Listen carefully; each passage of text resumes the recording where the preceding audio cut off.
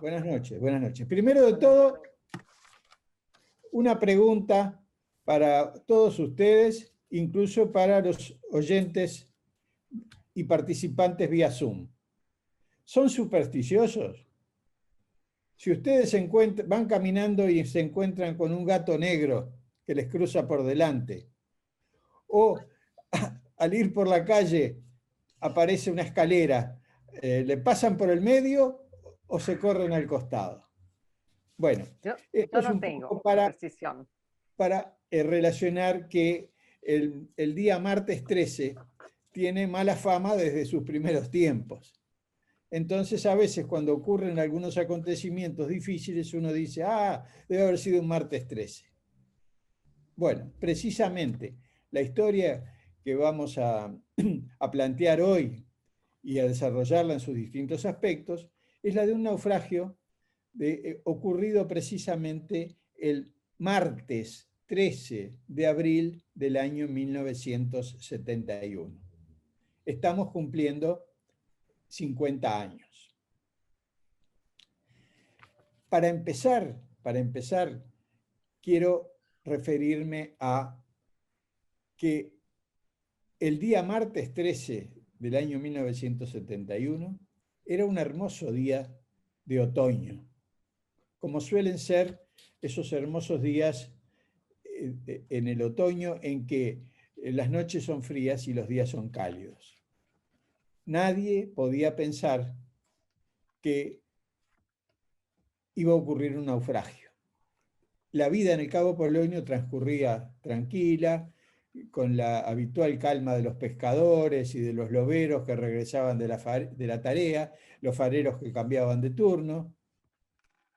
Todo hacía pensar en una noche tranquila. Y sin embargo, a las 2 de la mañana de ese día,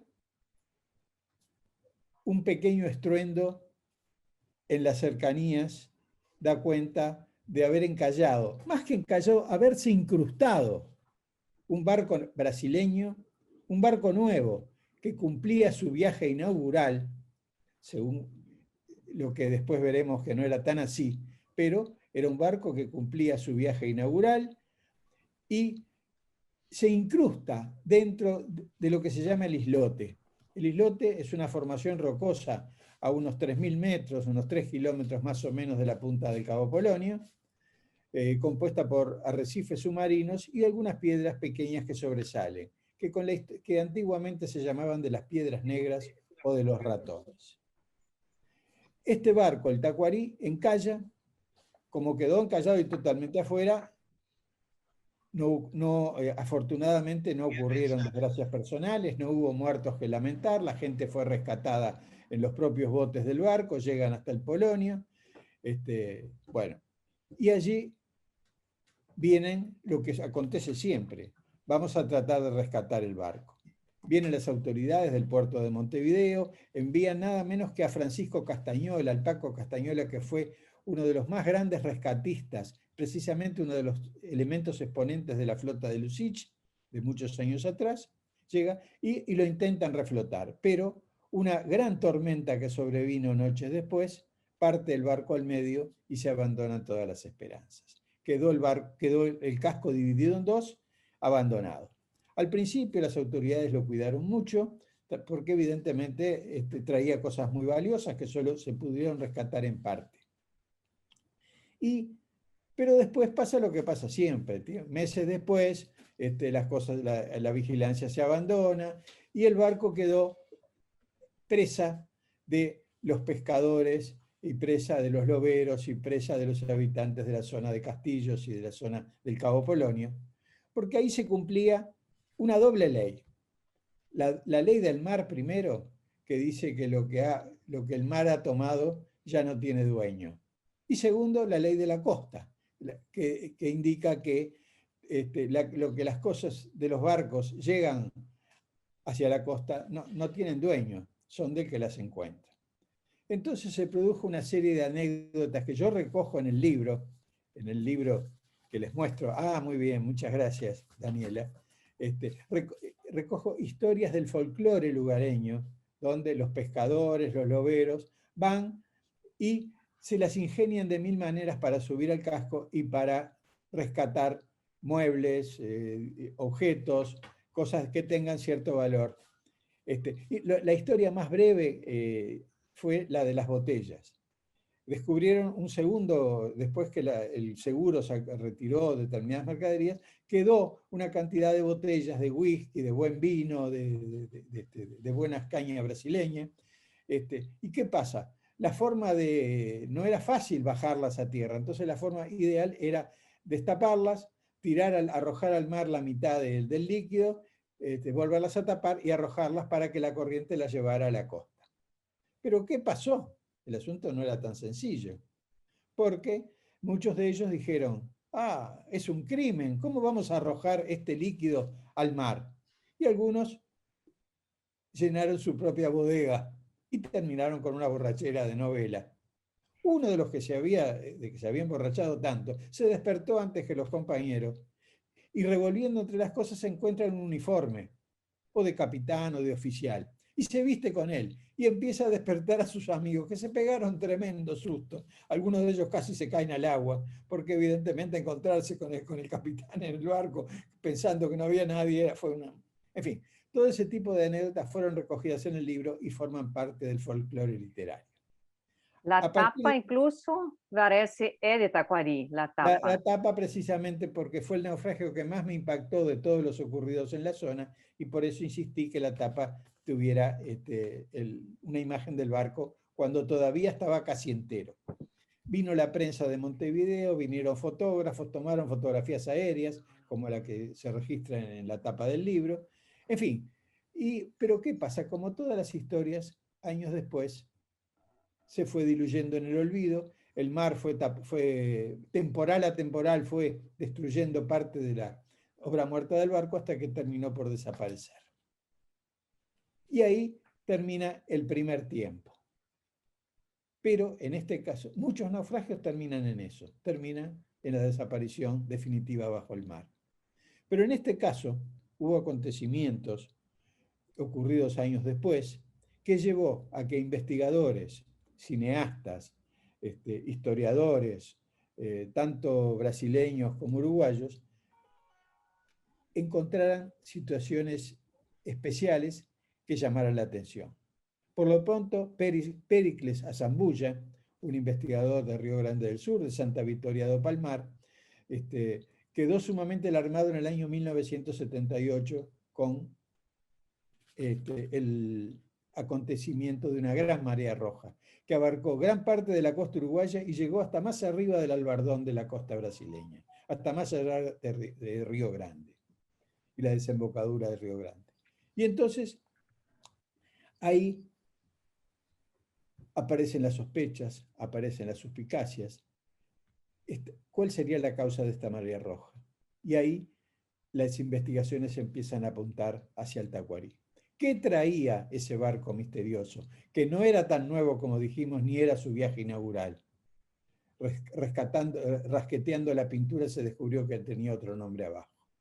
Bueno, toda esa historia posterior, todo el segundo tiempo, va a ser, le doy pase a investigadores brasileños, a Daniela Saliet y a Marco Antonio Villalobos, una gran cineasta que ha hecho ya un cortometraje sobre el tema y tiene en vista hacer Un largo. un largo y una investigación de largo aliento, lo mismo el profesor Villalobos. Y también en nuestra frontera, en la frontera portuñola del Chuy, tenemos el investigador y escritor Richard Henry, que está escribiendo un libro, que me va a llenar de orgullo, Richard, ese libro, porque va a ser un pequeño hijo y grande de corazón que va a acompañar. Porque qué importante que uno, cuando escribe un libro, haya gente que siga las historias, que se interese y que las termine embelleciéndolas y dándoles otra vida. Muchas gracias y adelante ustedes. Bueno, buenas noches a todos, buenas noches a la audiencia, a los que están en este momento en las redes siguiendo de cerca la transmisión. Buenas noches a los panelistas y buenas noches a usted, Varese, y gracias por la introducción porque no podía ser mejor la introducción a la charla. Creo que era la adecuada para este tipo de charlas en que uno tiene que contextualizar y ubicarse en el momento y en la situación, y creo que esta fue la mejor introducción. Yo le daría paso ahora a Daniela para que explicara un poco el documental, cómo surgió todo esto, pero antes de darle paso a Daniela, tal vez sea mejor ver el tráiler del documental que ella elaboró, que ya está trabajando aún. Entonces, El cartel está al fondo, ahí está. el cartel. Compartimos entonces el tráiler del video, ¿les parece? Sí, ok. A pessoa dizendo que havia uma mortandade muito grande de marisco. E aí a gente chega na beira da praia. E aí realmente a gente sentiu e começou a arder mesmo. A gente começou a lacrimejar e a gente começou a respiração dava uma ardência muito forte. Uma substância que seca, resseca a garganta, queima suavemente as narinas. Era um tapete de mariscos, né? E muito peixe no chão, assim, cobrindo, assim, muito. Né? Mais marisco até, né? E peixe, né? E essa substância estava ali ainda, exalando da praia, exalando do spray da água do mar. Estava morrendo cachorro, morrendo gato, né? Morrendo cavalo, gente. E não parava de morrer os animais aquáticos também. Houve diferença de direito dominada sobre as causas da tragédia. Uns diziam que o mal foi provocado por substâncias químicas, e outros afirmaram que as causas eram naturais, um fenômeno chamado de maré vermelha. O laudo oficial apresentado pelo governo, né, culpava a natureza, né, o laudo oficial. Né, não, maré vermelha e ponto. Né, acabou. Não houve maré vermelha, eu garanto, isso aí eu garanto com segurança. Essa substância química altamente cancerígena era transportada pelo navio Taquari, que afundou no Uruguai perto de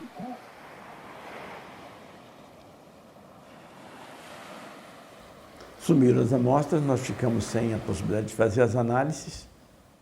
É uma carga da Dow Chemical, um general que teve um envolvimento muito grande, tem um envolvimento muito grande com essa empresa, acontece um acidente, tem um componente político inegável nisso aí. Eu devia ir para o jornal. Podia ser despedido do serviço público. O meu preço foi esse.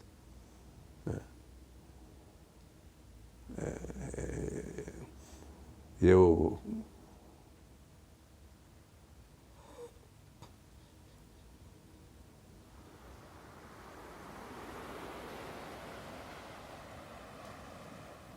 É só isso que eu tenho a dizer.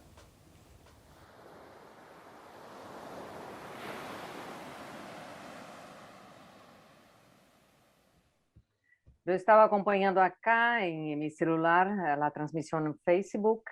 Bueno, vamos a hacer una charla binacional. Yo y Marcos, me parece, vamos a hablar en portugués, así nos expresamos mejor. ¿Te parece? ¿Parece? ¿Nos entiendes Me parece bien en perfecto. portugués? Perfecto. Bien, bien. Boa noite a todos que nos acompanham aqui no Brasil ou então no Uruguai, na Argentina. Já estou vendo aqui comentários de gente que está na Argentina e no Uruguai. Nós estamos em Porto Alegre, tanto o Marco Antônio Villa-Lobos quanto eu. É preciso que se diga logo no início que o Marquinho, com quem eu trabalhei numa emissora de TV, a Bandeirantes, aqui em Porto Alegre, foi quem me provocou a dirigir, a fazer esse documentário, e eu tive uma grande parceria da empresa Ginger Filmes para realizar o documentário. Eu comentei antes, o cartaz está lá no fundo. Nós gravamos muita coisa, mas tínhamos naquele momento, em 2019, condições de fazer uma média-metragem, então são 42 minutos. Como o Varese comentou, nossa ideia é fazer um longa-metragem, um largo-metragem. Mas vamos costurar com isso que explicava o Varese. O que tem a ver o desastre ambiental de Hermenegildo em 1978 com o naufrágio do Taquari, que tão bem relatou o Varese? Acontece que, em 78, quando técnicos ambientalistas e o governo brasileiro começaram a investigar aquela grande mortandade de mariscos, de cavalos, de cães, gatos, lá na Praia do Hermenegildo, ninguém sabia, e o Marquinho Antônio Villa-Lobos estava lá no Hermenegildo fazendo reportagens para a RBS TV, nossa emissora aqui de Porto Alegre, que tem transmissão no Brasil todo. Então, as pessoas começaram a se perguntar de onde que vinha os motivos que levariam a essa grande mortandade. E se chegou, então, ou chegou até o Hermenegildo e as pessoas que estavam lá investigando, essa informação de que 7 anos antes tinha acontecido o naufrágio do Taquari, na praia de Cabo Polônio, que fica mais ou menos a uns 130 quilômetros ali da praia do Hermenegildo, são vizinhos praticamente, e que este navio continha produtos químicos da Dow Chemical. Eu vou pedir aqui para vocês compreenderem, Marcos e eu vamos fazer uma troca nessa explicação inicial para vocês, depois ficamos à vontade para responder perguntas. Mas eu acho que é importante, Marquinho, que se diga, você também é doutor em História, um grande pesquisador da política no Uruguai, também além aqui da política brasileira, que a gente contextualize o que a gente vivia, não só no Brasil, mas nos países do Cone Sul, lá em 1978, em 71. Então, peço tua ajuda, depois a gente retoma o episódio da mortandade. Bom, então eu vou falar em português também, tá? Despacio, tá? Queria saudar aqui o professor Varese, o Richard, tá? Estou muito feliz em participar com vocês, já conheci os dois e a Daniela nem se fala, o prazer de estar participando. Eu acho que é importante, e peço desculpas especialmente aos uruguaios, porque eu vou me atrever a falar um pouco do que acontecia no Uruguai em 1971, né, e depois um pouquinho sobre o que acontecia no Brasil, porque a gente tem por exemplo, isso aí que está sendo retratado pelo professor Varese no seu livro, e que agora vem o livro do Richard, isso é um fato histórico, são fatos históricos importantes, que estão dentro de um contexto mais geral de uma história, da grande história, vamos dizer assim. 71, né? 1971, especialmente para os brasileiros, assim, que talvez não conheçam tanto a história uruguaia, a gente tem que entender que o Uruguai é um país aquele que até a década de 50, pelo menos, era conhecido como a Suíça da América Latina. Não é? A gente tem que entender, não é, que o pequeno Uruguai aqui no nosso lado, o querido paisito aqui no nosso lado, é um país que, se não foi o primeiro, foi um dos primeiros a criar um estado de bem-estar social. Isso no início do século XX, com o presidente Bage Ordões. Tá? E aí vem toda essa questão uruguaia. Não é? E até, então, pelo menos assim, até passar a Guerra da Coreia, né? Na década de 50, quando o Uruguai era aquele grande exportador, especialmente de lã e de carne, aí começa a haver uma certa crise, né? Crise econômica, crise política no Uruguai, que acaba desembocando, né, no golpe, ou no autogolpe, como queiram, de 1973, né, do 27 de junho de 73, quando o Congresso foi fechado e o presidente da época continuou como presidente. Aliás, me lembra na atualidade um certo país muito grande que talvez seja isso que deseje, assim, né? Que se feche o Congresso e que o presidente continue governando sem Congresso. Bom, fecha esse parênteses, né? Então a gente tem essa questão desse Uruguai em 71, e eu gostaria de lembrar também, assim, 71, né, especialmente para o Uruguai, olhem só, né, para vocês, que é o dia a dia de vocês, mas são 50 anos. 71 aconteceu, entre outras coisas, no Uruguai, a criação da Frente Ampla, o sequestro do embaixador inglês, o decreto que determinou a entrada das Forças Armadas no combate direto à guerrilha Tupamar, a tal teoria dos dois demônios, né? Tupamar, os militares, tudo isso nesse 71, quer dizer que é um ano tão... Né? Ainda o Uruguai, lá na época, Pacheco Areco, né, o presidente, né, ainda vivia, não vivia, digamos assim, a ditadura formal, né, que é essa de 73, mas, posso estar enganado, esse foi um período em que praticamente todo esse governo foi com o uso das chamadas medidas de pronta seguridade, né, que é o equivalente no Brasil quase a um estado de sítio. Então, esse é o Uruguai de 71, quando acontece esse acidente do Taquari. E aqui do outro lado da fronteira, né, no gigante Brasil, a gente vive um momento, né, o chamado momento do milagre brasileiro, não é? O Brasil, né, o crédito em dólares na época era muito farto e muito fácil, e o Brasil se entupiu de dólares. E realmente isso aí acabou se transformando num grande desenvolvimento. Para que se tenha ideia, em 1971, o PIB brasileiro foi de 11%. 11%.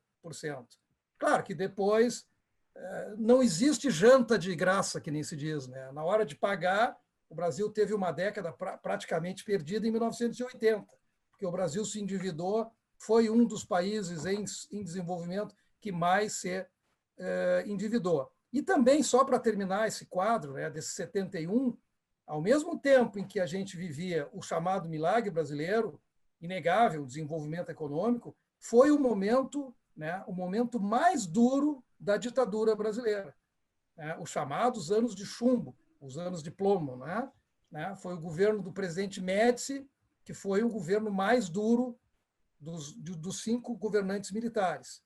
Tá? Então, o Brasil vivia isso aí. E, nesse momento, em 1971, né, no trailer do documentário, a gente ouviu, né, falarem de um general, o general Golbery do Couto e Silva.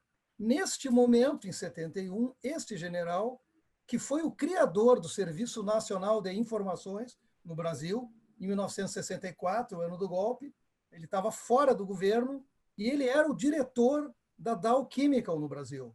Ele foi diretor da Dow Chemical de 68 a 73, mais ou menos.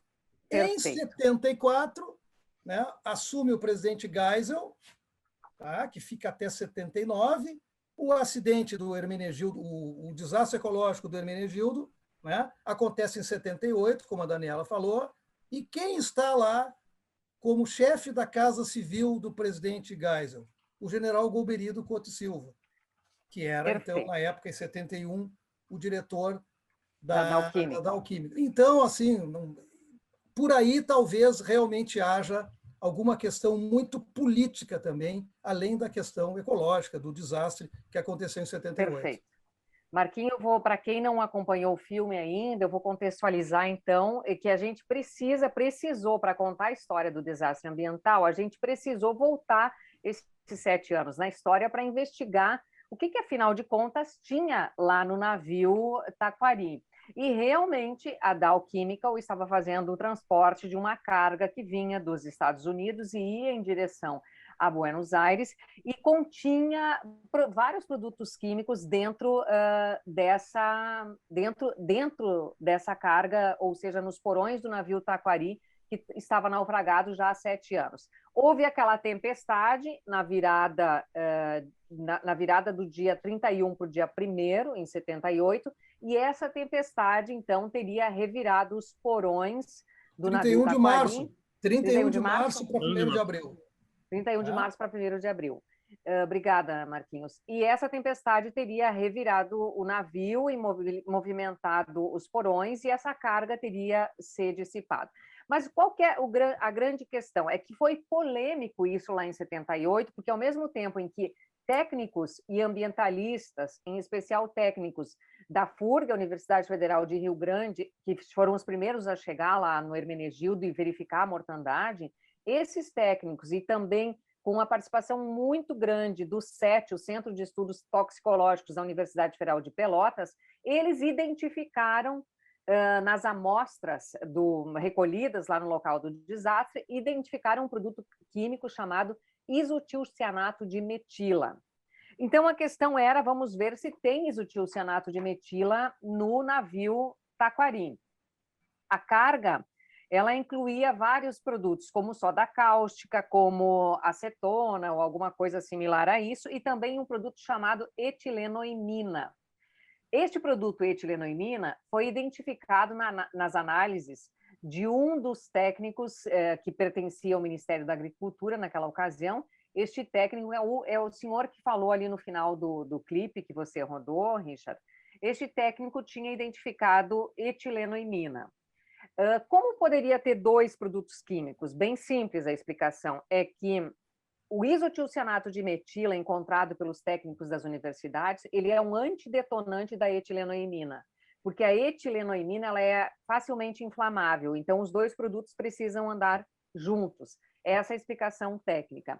E a grande polêmica que a gente se refere, e que é uma guerra de versões, é porque a versão oficial, que está nesse livro aqui, que se chama O Livro Branco do Hermenegildo, do Ministério da Saúde, porque na época não existia Ministério do Meio Ambiente no Brasil, a versão oficial culpou a natureza com esse fenômeno natural chamado maré vermelha ou maré roja, que significa uma grande proliferação de algas, né? Que isso acontece em alguns momentos no mundo, em qualquer lugar pode acontecer, que essa grande proliferação, ela precisa, se ela tiver assim, muitos nutrientes na água, então esse episódio chamado maré vermelha, ele acontece. Mas nós fomos atrás para investigar, atrás disso, que guerra de versões foi essa, o que existe, afinal, de fundamento na versão do governo, oficial do governo, e na versão dos técnicos.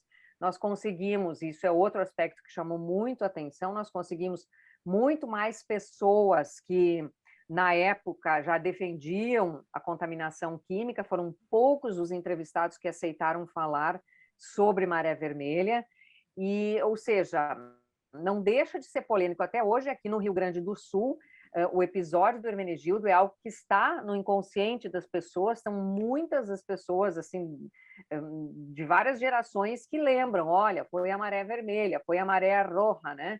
E, enquanto isso, a gente pensou o seguinte, o Marquinhos me provocou e disse assim, olha, está fazendo 40 anos do desastre do Hermenegildo, vamos investigar, porque isso é algo que ainda não está claro. Então, uma participação inicial seria essa, Henry, a nossa, estamos à disposición para avanzar no asunto. Bien, bien. No, yo creo que como introducción al tema está bien interesante y muy completo el panorama que pintaron todos. Yo quiero contar y agregar que me parece que no es menor. Yo en 2015 tomé contacto con el libro de Varese, con la historia de la marea roja. Yo no conocía la historia, me hacía poco tiempo que había venido a vivir acá. En 2015 tomé conocimiento de la historia. En 2017, gracias al profesor Homero Saya Vázquez, que es un hombre que ha sido un impulsor en la investigación de este tema, porque ha mantenido y ha conservado la conciencia y la historia y la memoria de esa marea en el poblado de Hermenegildo y en Santa Victoria do Palmar. El profesor Homero en 2017 me permitió hacerle una entrevista, y esa entrevista fue divulgada en YouTube, lugar donde hasta antes de esa entrevista no había información. Yo buscaba en internet información específica, en videos, en fotografía, y lo que aparecía era muy poco, casi escaso el material que había de información referida a la marea roja y al naufragio del Tacuarí. Entonces fue ahí como el detonante, entre el libro de Varese, donde las páginas que hablaba del Tacuarí, y la entrevista con el profesor Homero, fue lo que me impulsaron a investigar, a trabajar esto, y ya no solamente pensando en una entrevista, sino también en un libro, gracias a la idea de Varese. Yo me quedo con lo que hablaba Marquinhos, con el contexto histórico. Para mí el contexto histórico es la forma de uno situarse en aquel momento y intentar entender algo. Yo creo que hay cosas como la que decía Varese, el nombre. Este navío Tacuarí fue entregado 3 veces. Fue entregado en el 69, fue entregado en el 70 y fue entregado en el 71. Lo dicen los diarios. Fue entregado y botado al mar en 3 años seguidos. Primero con el nombre de Navem Tacuarí, y seguramente ese fue el nombre que apareció en el casco del navío cuando se empezó a deteriorar. Navem Tacuarí, como lo escriben en portugués, con M. Y luego fue lanzado en el 71 con el nombre de Tacuarí. Entonces, lo que surge de los diarios y de la investigación es que este navío fue prometido en el 69, fue construido en el 70, y en el 71 recién fue botado al mar, pero era como el caballito de batalla, como el anuncio del gobierno de que estábamos llegando a todos los mares, como lo decía en el gobierno de aquella época, ¿no? Estamos conquistando todos los mares. Era un discurso de patriotismo y de heroicismo nacional para exacerbar determinados patriotismos, nacionalismos de Brasil. Yo creo que eso también iba junto con el nombre del navío. El nombre del navío se dice que respondía a la ciudad de donde había nacido el presidente. Él había nacido en la ciudad de Tacuarí, en el estado de Río Grande del Sur, y se dice que el nombre del navío también respondía a eso. O sea, había todo un contexto cívico-militar en torno al nombre del navío. O sea que ya arrancamos una participación bien especial del Estado y lo público y lo privado. Luego también aparece lo público y lo privado en el seguro. El seguro era una participación de público-privado, la propiedad del navío público-privada, la construcción del navío público-privada. Entonces me quedo con lo que decía Marquinhos, ¿no? Generaron un endeudamiento con empresas privadas, que sin duda iba a generar a futuro un endeudamiento del país, porque eran empresas que estaban cobrándole después al país. Y ahí creo que viene algo importante que aparece también en la historia. La incidencia de las empresas privadas en el gobierno militar y la incidencia de los militares en las empresas privadas. Dow Chemical no era la única, por tener a Golbery de Couto y Silva. Habían decenas de empresas que pertenecían o estaban dirigidas por militares. Entre ellas estaba la del TEC, Ericsson, Mellon Trust, Standard Electric, Siemens, Bacol. Eran empresas que estaban integradas o dirigidas por militares. Entonces creo que eso también juega un papel importante, la incidencia de lo público-privado, de los generales del ejército del golpe, integrando empresas privadas que tenían total impunidad para hacer lo que querían. Yo creo que eso también tiene que ser remarcado. Y luego, una cosa que me parece muy importante, la presencia de Ralph Rosenberg, un hombre que manejaba un cártel de empresas, un trust de empresas que le daban un poder y una omnipotencia para resolver cuestiones que eran inherentes de gobierno. Y sin embargo, estaban en manos de privados que tenían una gran incidencia empresarial. Yo creo que eso, junto con el nombre de Paulo Nogueira Neto y de Luis Roberto Tomasi, la gente va a lograr entender que estos dos seres humanos tenían una gran influencia en todo lo que ocurrió en este proceso. La decisión que se tomó de llamar Marea Roja estaba integrada también por estos dos nombres. Paulo Nogueira Neto era integrante de la Secretaría de Medio Ambiente. Daniela decía que no había un Ministerio de Medio Ambiente. En Uruguay tampoco lo hubo. Era uma secretaria. Era una secretaría especial. En Uruguay no hubo tampoco Ministerio de Medio Ambiente hasta el 2000. Eso demuestra la poca importancia que le daban al tema medio ambiente. Entonces yo creo que por ahí vamos entendiendo muchísimas más cosas que desconocíamos cuando empezamos a tratar este tema, ¿no? Y creo que esto puede servir también para que otros en un futuro, como decía Varese, puedan profundizar. Hoy uno deja un camino andado para que otros vengan después a profundizar en la investigación. Queres falar, Marquinhos? Não, eu queria fazer uma pergunta para o Richard e para o professor Varese, que são da região e entendem muito mais essa questão de navios, de naufrágio, de navegação, essa coisa toda. Uma coisa para o leigo, né, como eu, né, não entendo nada de navegação, mas que chama muito a atenção, a gente sabe que aquela ali é uma área perigosa, né, de navegação, aquela região toda. Mas esse detalhe de, na noite em que aconteceu o acidente, era uma noite de um mar muito calmo, né, uma noite clara, né? Como é que poderia se explicar assim, o que pode ter acontecido na ideia de vocês? Alguém se distraiu, algum problema técnico? Porque até onde eu sei, para aquela época, 71, o Taquari, né? O Taquari era um navio que tinha já algum tipo de equipamento moderno para a época. E só para acrescentar, realmente é interessante essa colocação que o Richard fez antes. Taquari, sim, era o segundo presidente do governo militar brasileiro, chamava-se Arthur da Costa e Silva, e ele era natural da cidade de Taquari, que é uma cidadezinha aqui no Rio Grande do Sul. Mas então, voltando a essa questão para vocês, que são, né, pessoas que entendem mais, muito mais, né? Tem livros até aí, tá aí, né? O que vocês acham que pode ter realmente acontecido? A questão do acidente em si, independente de questão política, o acidente em si, por que pode ter acontecido justo em uma noite em que havia uma calmaria total no mar aí da região? Mira, el Cabo Polonio, desde siempre, desde mediados del siglo XVIII, que tuvo una fama de lugar trágico. Incluso se decía que a veces la brújula empezaba a girar locamente, decían algunos capitanes de barcos naufragados, o que habían perdido el rumbo. Sin embargo, eso podíamos tomarlo en cuenta en épocas de la navegación a vela, a mediados del siglo XVII y después XVIII, pero no con vapores ya con tecnología moderna como el Tacuarí. Evidentemente obedeció a dos razones. Primero porque además había, en el Cabo Polonio hay uno de los faros más importantes de la costa, ¿no? Es el primer faro de recalada con el que se encuentran. Tiene un gran alcance. Es imposible. Y estaban a 3 kilómetros del faro cuando se produjo el embestimiento del barco. Entonces, puede haber dos explicaciones. Una, que haya habido un descuido, que se haya dormido o se hayan puesto a jugar a las cartas o haya habido digamos, un error humano de esos imperdonables. O de lo contrario, muchas explicaciones se daban en aquellos tiempos por el cobro del seguro.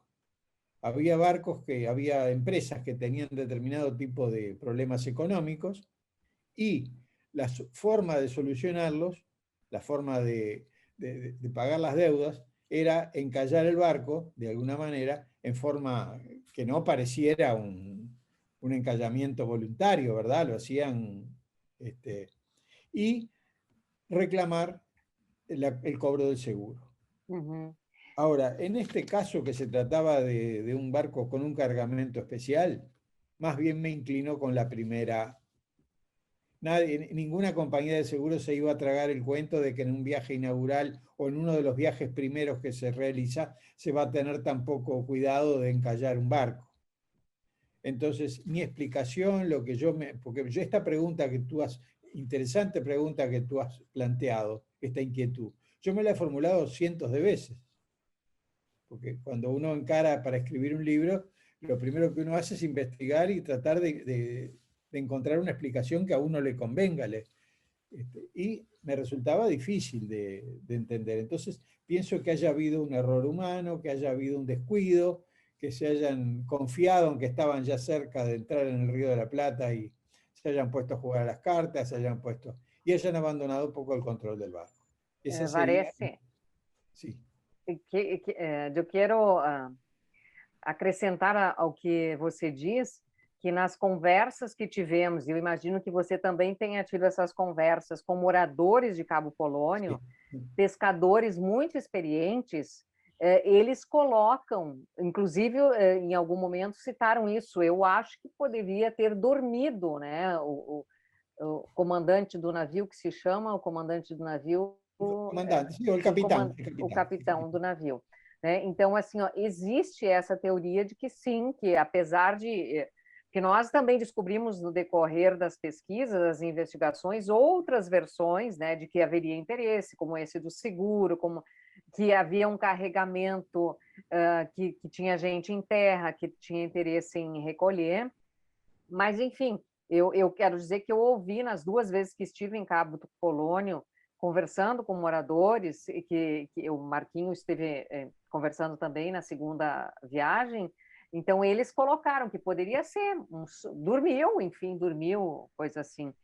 Mas aqui eu tenho um recorte da Folha de São Paulo, do final de abril de 1978, chegou a ser, para circular por aqui na imprensa brasileira, de que a maré vermelha teria sido, sim, uma invenção, uma teoria, uma justificativa criada pela própria Marinha Brasileira. Isso tem essa matéria, saiu nos jornais. Agora, e aí eu gostaria de voltar ao por que interessava tanto não se esclarecer os fatos naquela época. Eu acho que o Marco colocou das questões, ou seja, o responsável pelo acidente de 1978, por fazer alguma coisa ou não fazer alguma coisa, em 71, desculpem, no naufrágio, seria o presidente da Dow Chemical, que era o Goberido Couto e Silva, que estava naquele momento da mortandade, estava lá como chefe da Casa Civil, não é? Da Casa Civil do governo Geisel. Então, seria um dos motivos. Nós descobrimos no nosso filme, numa entrevista com um dos técnicos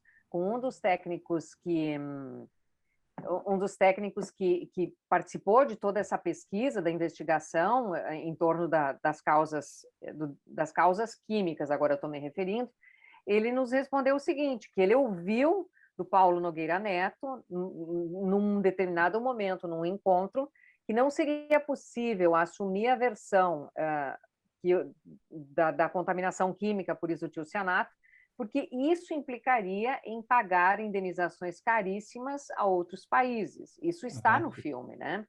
Então, assim, na verdade, existem motivos, porque o que está muito claro é que existiram em vários momentos tentativas de atrapalhar a investigação e o trabalho dos técnicos. Isso que eu citei aí foi um depoimento gravado. A gente teve também a informação que está no documentário de que amostras desapareceram de dentro do prédio do Ministério da Agricultura, amostras que foram trazidas lá do Hermenegildo, ou seja, não permitiram que se avançasse, e que sim, houve uma tentativa de se encerrar o assunto quanto antes, não é, Marcos? Eu gostaria de acrescentar algo a essa questão histórica que eu deixei de fora no início, voltando ao 71. A gente tem que lembrar, olha só o ano de 71 nessa relação entre Brasil e Uruguai. Lembrem que em 1970, por exemplo, houve o sequestro do cônsul brasileiro em Montevidéu, Aloysio Dias Gomide. Ok. Lembrem que em 71 houve eleições no Uruguai, em novembro, não é? Com o surgimento da Frente Ampla, ok, ganhou o Bordaberry, mas a Frente Ampla fez um considerável número de votos, mais de 300 mil votos, contra 670 mil, mais ou menos, do Partido Colorado.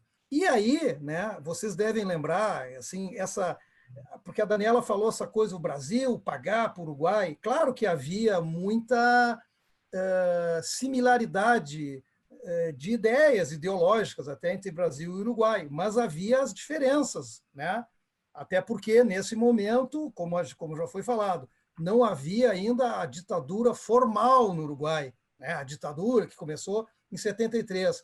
Mas vocês devem lembrar que esse 71 que a gente está falando é um ano, eu acho que, não sei se alguém não ouviu falar sobre isso, todo mundo talvez saiba da existência de uma barbaridade que se criou aqui no Brasil, chamada Operação 30 Horas. Vocês já ouviram falar nisso? Sim. Operação 30 Horas, que nada mais era em função dessa eleição que aconteceu em novembro no Uruguai, como havia um temor, né, um certo temor de que a esquerda, através da Frente Ampla, ganhasse essa eleição, o Brasil realmente, isso é um fato histórico, isso não é uma teoria da conspiração, houve preparativos para que, imaginem, o Brasil invadisse o Uruguai. E por que 30 horas? Porque na ideia dos militares brasileiros, em 30 horas, o Brasil tomaria o Uruguai. Tá? E aí, só para terminar, uma curiosidade histórica, né? Só houve um pequeno problema. Lembrem que do lado de lá do Rio da Prata tem a Argentina, não é? Que também ainda não era a ditadura de 76 na Argentina. Então, é assim, é aquela velha broma. O Brasil esqueceu de arreglar com a Argentina que ia invadir o Uruguai. E sempre houve uma certa fricção nessa relação Brasil-Argentina. Então, os comandos brasileiros se deram conta que para a Argentina, na época, não seria confortável acordar com tropas brasileiras a 40 quilômetros de Buenos Aires, tem toda uma questão de Itaipu também, aí é outra história, entendeu? De Brasil com a Argentina. Então, tudo isso eu acho que meio que se confunde, se entrelaça, mas vejam bem, Operação 30 Horas, isso realmente aconteceu, era esse o momento da época, esse era o contexto, né? E aí, por isso que a Daniela fala, né? Por que não foi assim tão fácil, né? A própria negociação entre Brasil e Uruguai, porque entra essa questão do pagamento de seguro, enfim, existem muitas coisas que eu acho que a gente nunca vai saber. Né? Concordo com o Marcos e eu agrego a isso que o Marcos diz. Me parece assim que a gente não pode fugir da perspectiva histórica, ou seja, em 1971, por mais irresponsável que pareça e que seja, a consciência ambiental dos governos, das empresas, etc., não era a mesma que a gente tem hoje. Era bastante falha, tanto é que quando se discutiu todo o acidente do Hermenegildo, a gente descobriu um outro navio, o navio Itapajé, que estava parado no Porto de Santos e que foi trazido para o extremo sul, né, para o oceano, para despejar uma carga tóxica que não tinha mais função, ou tinha vencido, não estou bem lembrada o que é. Então, assim, a consciência ambiental não era a mesma. Existe sim que eu acho que crimes internacionais ou problemas ou fatos, acidentes internacionais, eu não estou sabendo bem a legislação se ainda se poderia responsabilizar, mas ninguém fez nada, nem a Dow Chemical, que tinha carga tóxica lá dentro, nem os governos brasileiro e argentino e nem o Lloyd brasileiro, que era o proprietário do navio.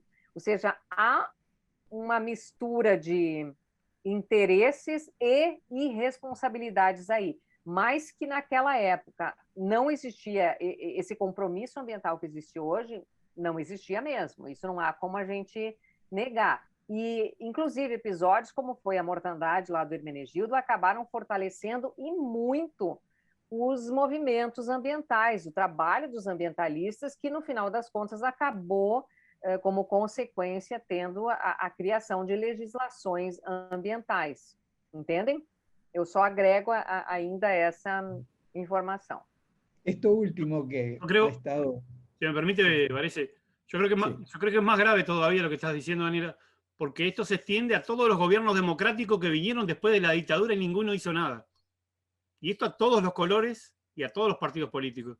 Es responsabilidad de ellos. Y jurídicamente hoy se habla a nivel internacional de que estos serían delitos de lesa humanidad. Por lo tanto, no prescribirían. Y por lo tanto, quienes sobreviven y fueron responsables en su momento deberían de pagar hoy día por esto. Yo creo que eso también es serio y es grave y hay que hacer tomar conciencia a la ciudadanía de que estos son delitos de lesa humanidad y que por lo tanto no prescriben. Y como no prescriben, la responsabilidad les cabe a todos los gobiernos democráticos que vinieron después de la dictadura. No fue solo responsabilidad de las dictaduras, fue también responsabilidad de los gobiernos electos posteriormente. Sim, bem lembrado. Graças, Richard. É isso. Os crimes de lesa humanidade não prescrevem. Por favor, Varese.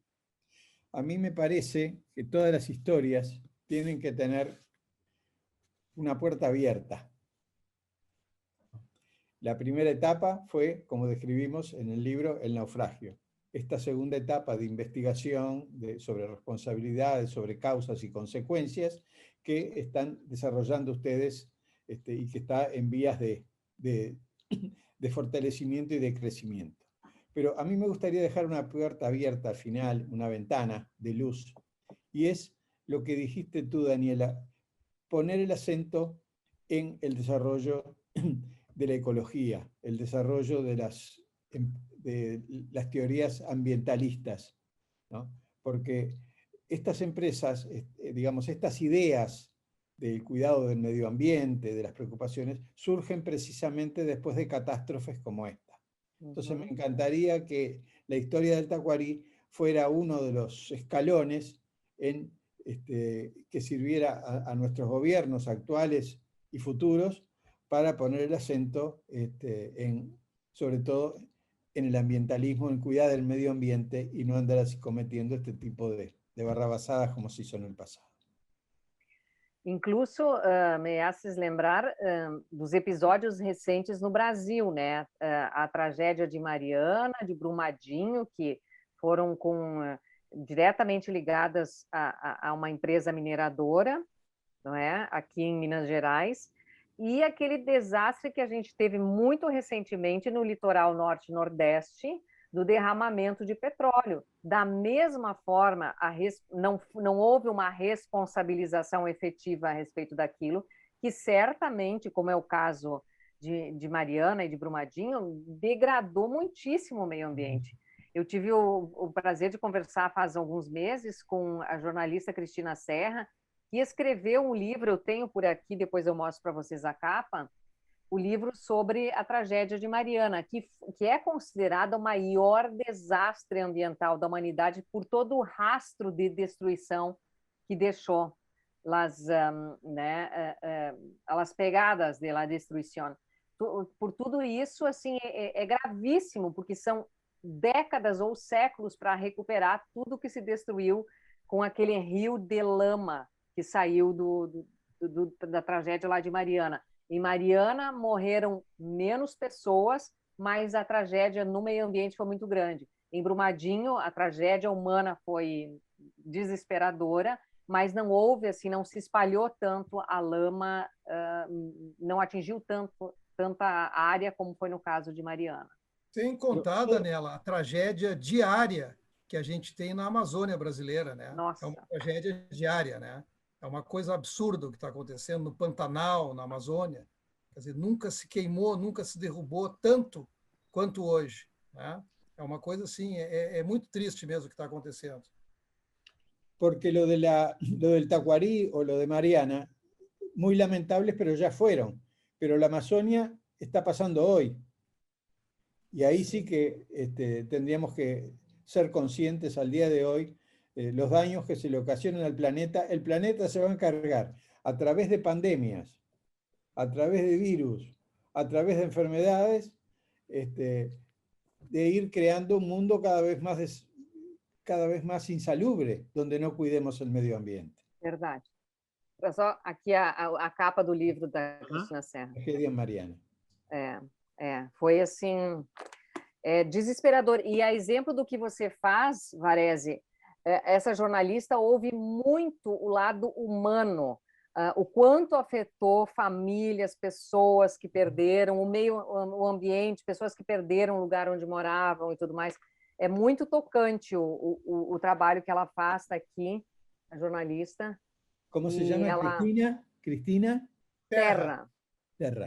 Trabalhou por muitos anos em la tele, principal tele de Brasil, que é a Globo, e salió e está dedicándose a los temas ambientales ahora.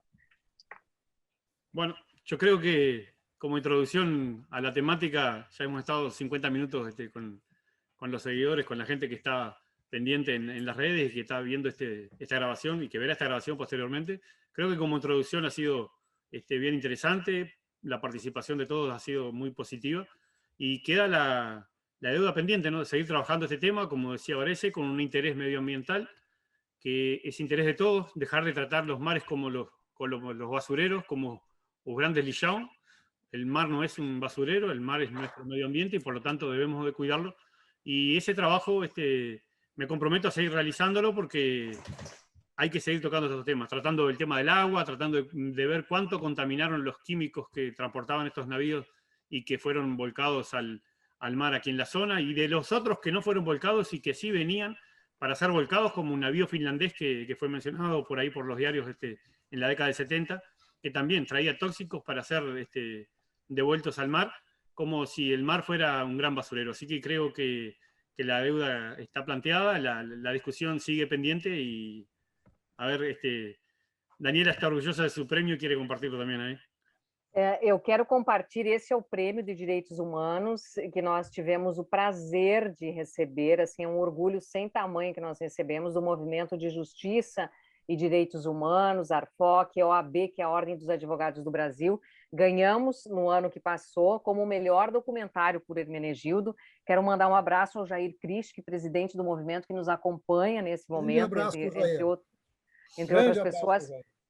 O Jair é um grande incentivador do trabalho de profissionais como a gente, de jornalistas que investigam, enfim, temas que precisam ser esclarecidos, e para a gente foi um incentivo sem tamanho ganhar com o filme lá, que está o cartaz lá do fundo, ganhar, então, o troféu de melhor documentário. Olha, não tem como, isso nos motiva também, como motiva eventos como esse, as palavras do Varese, a gente batalhar agora para conseguir fazer o longa-metragem, avançar, porque, além de tudo que nós falamos hoje, tem outros temas que a gente vai fazer questão de mostrar no filme de longa-metragem, e que incluem toda essa questão de direitos humanos e política internacional e governos militares, etc. A gente vai se reencontrar. Sin duda. Bueno, así que de mi parte agradezco a todos, gracias por la participación. Y bueno, nos veremos pronto. Gracias a todos. Muy amable. Muchas gracias. Obrigado, irmão. Buenas noches a Abraço ao Uruguai, ao Chuy e ao meu Abra- amigo Marco Antônio Villa-Lobos. A Montevideo, parece. Abrazo a Brasil y con fraternidad portuñola. Portunhola. La otra vez hablaremos en español, entonces. La próxima eu vou falar em espanhol. Ah, Bien, nuestro portunhol. Grande abraço. Parabéns pelo trabalho, gente. Hasta luego. Hasta luego. E aí?